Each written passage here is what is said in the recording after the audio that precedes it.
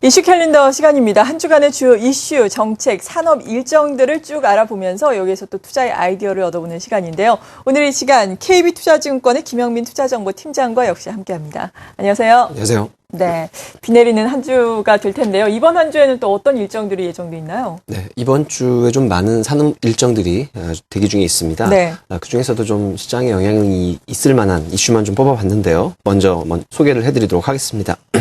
5월 27일, 오늘이죠. 글로벌 바이오 그리고 메디컬 포럼 2013 행사가 열리게 됩니다. 그리고 30일까지는 또 국제 자동차 안전기술 회의가 코엑스에서 열릴 예정인데요.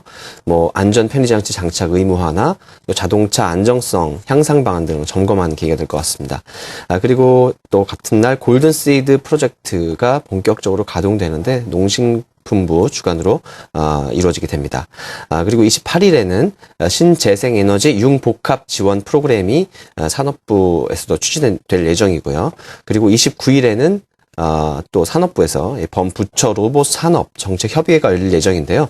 부처 간의 협업과 함께 이 산업 간 융합을 통해서 이 로봇 정책을 추진할 수 있다라는 이런 내용들이 또 시장에 나올 수 있을 것으로 보여집니다. 또 5월 30일에는 전기차 상용화 방안 세미나가 열릴 예정입니다. 네, 이슈 캘린더를 통해서 이번 주에 일정들을 쭉 알아봤는데 이번 주에는 무엇보다 정말 말씀을 해주신 것처럼 각 업황별로 영향을 미칠 수 있는 산업 일정들이 참 많은데요. 이 중에서도 특히 어떤 점을 주목하고 계세요? 예, 이 중에서도 오늘은 28일에 신재생에너지 융복합 지원 프로그램이 추진되게 되는데 네. 그와 관련된 내용으로 준비를 좀 해봤습니다. 네. 사실 올해 초에 1월 22일에 이 직영부, 그러니까 지금 산업부의 전신이라고 볼 수 있겠죠. 일단 신재생에너지 보급사업 개편 방안이 발표가 된 바가 있습니다. 그 내용을 먼저 좀 정리를 해드린다면 이번에 융복합 지원 프로그램과 관련된 내용들도 좀 짐작을 할 수 있는 부분이 되겠는데요. 일단 내용 면면을 좀 살펴보면 명칭이 좀 바뀐 부분이 있습니다. 그래서 그린홈 100만 호 사업과 관련된 내용들은 아마 뉴스화가 많이 된 바가 있는데 이런 사업들이 이제 주택 지원으로 바뀌게 되고요. 그리고 일반 보급 같은 경우는 이 건물 지원, 그리고 지방 보급은 지역 지원, 이렇게 명칭이 일단 바뀌게 됩니다. 그와 더불어서 구역 복합, 그리고 에너지원 융합, 이런 패키지 사업 진원 프로그램 대신에 이 융복합 지원 사업은 이제 신설이 되게 됩니다. 이렇게 명칭이 좀 바뀌는 부분이 있고요. 보조금 지원 방식에 있어서도 설비 기준 가격에 보조금을 기존에 적용을 했던 그 방식이었는데 에너지원 그리고 용량별 이 정액 보조금을 지원하는 방식으로 이렇게 변화가 됩니다. 그리고 이 사후 관리를 민간으로 이양하게 되고요. 우수 전문 기업을 육성하고, 그리고 전문 기업을 전문 기업 신고제 등 이렇게 신재생 설비의 사후 관리와 모니터링을 강화하게 됩니다. 이와 같은 제도 개편을 통해서 일단 정부는 시장 개입을 최소화하는 효과를 거둘 수 있고요. 관련 산업의 인프라 조성, 그리고 이 민간 투자를 촉진한다라는 이런 목표를 두고 이번 개편이 이루어진다라고 보시면 될 것 같습니다. 그리고 보조금 지원 정책 과정에서 이 효율성 있는 에너지원 보급 부족과 사후관리 미흡한 부분, 이런 부분들이 구조적인 문제였는데요. 질적인 측면에서의 한계를 극복하기 위한 이런 조치가 바로 이번 개편이라고 보시면 되겠고요. 특히 에너지원별 특성과 경제성을 다시 한번 재차 고려해서 그동안 미흡했던 부분들을 좀 이제 보완하는 그런 측면을 볼 수 있겠는데요. 태양광 산업으로 좀 약간 발전, 신재생에너지 보조금이 쏠리는 경향이 좀 있었는데 네. 이런 부분들도 좀 해소되는 계기가 되지 않을까 생각이 되고 있습니다. 그간에는 좀 역량이 부족한 전문 기업들도 있었고, 그리고 일부 브로커들이 시장 질서를 좀 교란하는 이런 흐름들도 있었는데요. 이런 부분들도 이번 개편을 통해서 좀 개선이 되지 않을까 생각을 할 수가 있는 부분이 되겠습니다.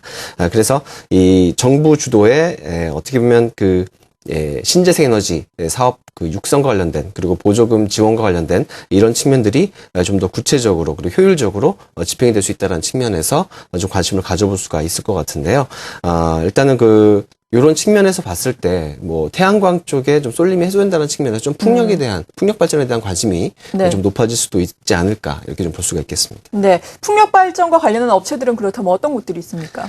예, 그간 일단 정부 주도의 풍력 관련 사업 진행 상황을 보면은 시범 사업이 좀 차질을 많이 빚어왔었던 상황입니다. 그리고 풍력 업체들의 입지가 배경 속에서 좀 약해지는 그런 흐름들을 보여왔었는데 일단 구조적으로 봤을 때 풍력 발전 같은 경우는 초기에 투자 자금이 워낙 막대하게 들어갑니다. 그래서 이런 부분이 좀 악재라고 볼 수 있는 부분이었고요. 하지만 이번 그 융복합 지원 프로그램을 통해서 이 풍력 발전 쪽에 효율적인 또 투자가 이루어진다면은 태양광으로의 쏠림을 완화하는 이런 흐름 속에서 다시 한번 수익 기담을 형성할 수 있을 것으로 보여지는데요. 관심 기업으로는 뭐 동국 SNC 그리고 유닛은 태웅, 효성, 현진소재와 같은 기업들을 좀 꼽을 수가 있겠습니다. 네, 전반적으로 주가의 흐름만 놓고 쭉 보자면 기업별로 좀 차별화되는 양상을 보이고 있는 상황인데요. 어떤 기업을 가장 유망하게 보세요? 네, 이 중에서도 일단 말씀하셨듯이 주가 흐름으로 봤을 때 또 견조한 상승 추세 흐름이 이어지고 있는 그 동국 SNC에 대해서 소개를 좀 해드려야 될 것 같습니다. 네. 동국 SNC는 그 윈드 타워, 그러니까 풍력 타워 전문 업체로 일단 그 육상뿐만 아니라 해상 풍력까지 지금 이제 확장세를 보여주고 있는 영역을 확대하고 있는 이런 상황이라고 볼 수 있겠는데요. 뭐 준비된 그림을 보시면 이 풍력 타워가 뭔가에 대해서 좀 궁금해하시는 분들이 계실 텐데 풍력 보면 이제 바람개 위와 같은 프로펠러가 있지 않습니까? 근데 그 어떤 그 기둥 역할을 하는 것을 이제 타워라고 하시면 되겠고, 지금 그림에서처럼 이 동국 SNC 이제 공장에서 윈드 타워를 제조하는 모습이 되겠습니다. 일단 투자 포인트를 좀 정리를 해드린다면요, 미국이 그 2월부터 중국과 베트남산 풍력 타워에 반덤핑 관세를 부과를 했습니다. 이에 그 동국 SNC 같은 경우는 최근에 좀 공시 내용을 보면은 4월 18일에 제너럴 일렉트릭에 204억 3,500만 원 규모의 윈드타워 공급 계약을 체결했다는 내용인데요. 이러한 그 미국의 반덤핑 관세 부과와 함께 이 동국 SNC가 미국발 신규 수주를 추가적으로 좀 거두는 이런 모습 속에서 반사의 기대감이 좀 만들어지고 있다 보시면 되겠고요. 그 PTC라고 그래서 프로덕션 텍스 크레딧이라고 이 풍력 발전에 미국에서 킬로와트당 2.2센트를 지원해주는 새 공제 제도가 되겠습니다. 네. 이것이 이제 그 작년 말로 만료가 됐었는데 그 1년 연장안이 하원을 통과를 하게 됩니다. 그래서 2013년, 그러니까 올해 건설되는 풍력 발전 설비에도 보조금 지원이 지속적으로 이루어진다 이렇게 보시면 되겠고요. 미국 풍력 시장 침체에 대한 우려감이 있었는데 그것이 좀 해소된다라고 볼 수 있는 부분입니다. 따라서 동국 SNC의 미국 시장 MS 마켓 쉐어가 좀 확대될 수 있다라는 기대감이 있고요. 두 번째로는 일본입니다. 일단 그 니온 게이자이 신문 그 보도가 있었는데요. 5월 20일인데요. 일단 골드만삭스 월가 대표 투자은행이 되겠는데 100% 출자한 그 재팬 신재생 에너지라는 기업을 통해서 일본 신재생 에너지 업체 향후 5년간 3천억 엔을 투자하기로 결정했는데 우리나라 돈으로 3조 2천억 원에 달하는 대규모 자금이 되겠습니다. 그래서 이 일본 그 신재생 에너지 사활을 좀 걸고 있거든요. 일본 같은 경우에는 이 관련 사업에 대한 전망을 일단 긍정적으로 보고 있다라고 반증이 되는 부분이 되겠고요. 그 다음에 이제 일본과 관련된 말씀을 추가적으로 좀 드린다면 신재생 에너지 그 수익을 보전해주는 제도가 있습니다. FIT라 그래서 Feed-in Tariff라 그래서 이제 발전 차익 지원 제도, 고정 가격 매입 제도라고 보시면 되겠는데 이렇게 이 태양광 에너지라든지 풍력 발전은 비싸게 사줍니다. 정부에서. 그래서 그 이러한 지원 제도가 동일하게 있음에도 불구하고 태양광 발전 같은 경우는 일본 내에서 정책 공백기에 가정용을 중심으로 저변이 확대됐습니다. 하지만 풍력 발전은 같은 기간에 보면은 신규 설치가 급격하게 감소를 했는데요. 이런 부분이 이제 뭐냐면은 비용이 높다라는 부분, 그리고 전선망이 연결에 문제가 좀 있다라는 부분, 이런 측면이 되겠는데 이럼에도 불구하고 일본 같은 경우는 이제 에너지 자급자족한다는 측면에서 해상 풍력 발전을 지속적으로 활용할 것으로 계획을 하고 있습니다. 일단 그 뭐 그림을 좀 보시면은요. 해상 풍력 이 또 이제 해상 풍력 클러스터라 그래가지고 관심권에 좀 둬야 되는 부분인데 보시다시피 해상 풍력 건설되는 이 모습이 되겠고요. 그 다음 그림 보시면은 해상 풍력 단지 전경이 되겠습니다. 좀 볼만한 전경이 되겠는데 그 쭉 늘어서 있죠. 그래서 이 그 다음 그림 보시면요, 해상 풍력 단지가 되겠습니다. 그래서 이 후쿠시마에 해상 풍력 발전 프로젝트가 1기가와트급의 대규모 증축을 지금 계획을 하고 있는 것으로 알려져 있습니다. 따라서 시공 과정에서 천문학적인 수준의 비용이 소요될 것으로 예상이 되고 있고요. 일본이 그 아시아 태평양 지역에서 이 풍력 시장을 선도하는 또 계기가 되지 않을까, 이렇게 좀 예상해 볼 수 있는 부분이 되겠습니다. 그래서 높은 성장 기대감을 또 보여주는 부분이 되겠고요. 마지막으로는 이제 실적과 밸류에이션에 대한 부분들을 점검해 드려야 될 것 같은데 일단 70% 이상의 매출이 미국 시장이 되겠습니다. 그래서 뭐 동국 SNC 같은 경우는 지금 뭐 최근 반사이까지 감안을 한다면 80% 이상이 될 것 같은데요. 미국 시장의 어떤 발주기 대감들, 그와 관련된 불확실성이 앞서 말씀드렸던 관세 부과에 대한 반사이익으로 해소가 좀 됐고요. 또 이제 일본 발주 기대감이 존재하는 부분에 대해서는 일단은 앞서 설명드렸던 투자 포인트로 좀 이해를 하시면 될 것 같고요. 150억 원 이상의 현금성 자산을 가지고 있고 부채 비율은 30% 미만으로 상당히 낮은 수준입니다. 그래서 재무적인 안정성이 높은 상황이고요.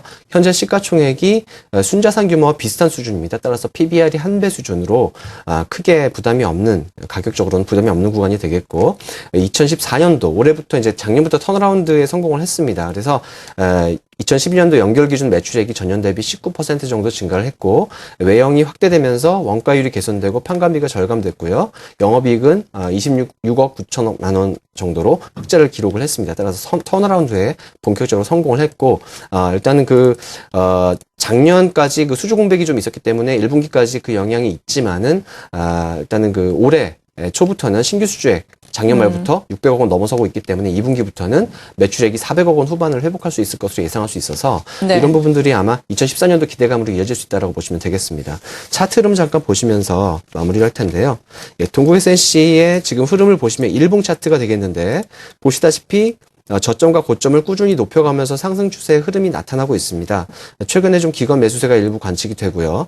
2012년 작년 11월 초에 바닥 확인된 이후에 추세 전환이 이루어졌고 이후 상승 추세가 지속되고 있습니다. 최근에 추세 하단에 근접해 있기 때문에 반등 예상 구간에 진입을 했고요. 주봉 차트상으로 좀 봐야 되겠고요. 네. 120주선 좀 보이시죠? 노란 선이 되겠는데 120주 이평선 가격대인 4,000원대를 돌파할 경우에 장기 저항 돌파의 의미를 또 부여할 수가 있는 부분이 되겠습니다.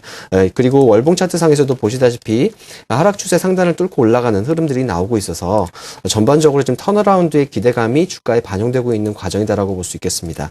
그래서 일단 이평선의 정배열 흐름이 당분간은 좀 지속되지 않을까 이렇게 예상해볼 수 있겠고요. 중장기적인 성장성이 앞서 말씀드렸었던 미국과 일본 시장의 이런 수주 기대감들이 반영되는 과정에서 또 이 추가적인 상승 흐름 한번 기대해 볼 수 있겠는데요. 60일 이동평균선이죠. 3,900원 선이 되겠는데 이 전후에서의 지지력을 확보할 경우에는 추가적인 반등 예상을 볼 수 있겠고요. 네. 이 지지선이 만약에 붕괴될 경우에는 좀 위험 관리해야 되는 그런 전략으로 접근하시면 좋을 것 같습니다. 네, 오늘 이 시간 신재생 에너지 융복합 지원 프로그램을 산업부에서 추진한다라는 이벤트를 바탕으로 풍력 관련주에 대해서 알아봤는데요. 풍력 관련주 가운데서도 지금 잘 가고 있는 정배열이 되고 있는 동국 S&C에 대한 투자 전략까지 세워봤습니다. 함께해 주신 분은 KB투자증권의 김영민 투자정보팀장이었습니다. 고맙습니다.